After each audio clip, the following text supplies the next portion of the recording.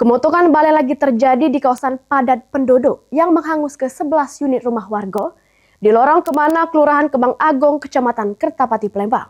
Ini, pihak kepolisian masih melakukan proses penyelidikan terkait penyebab kemotongan tersebut.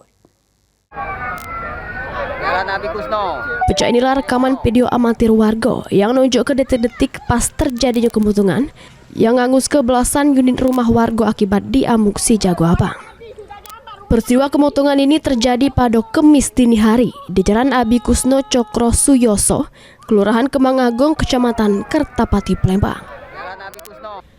Dari pantauan pasca kemotongan, terselit rumah korban yang tinggal menyisok ke tembok bangunan sama puing-puing nyebai yang sudah dipasang garis polisi.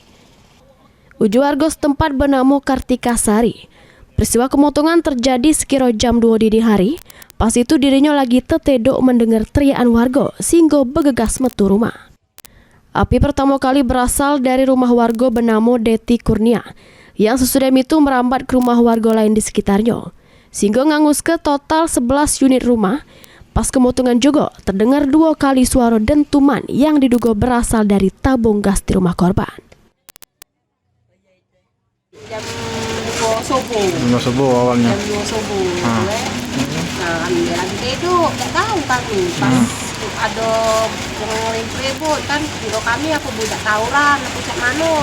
Tak tahu pas buka pintu, minggu api inilah besar, pocok-pocok kan. Rumah. Dari rumah ini. Rumah siapa itu? Rumah siapa? Rumah Deti. Ada suara ledakan enggak? Saya ada ya kak. Berapa kali? Tabung gas. Berapa kali? 2 kali.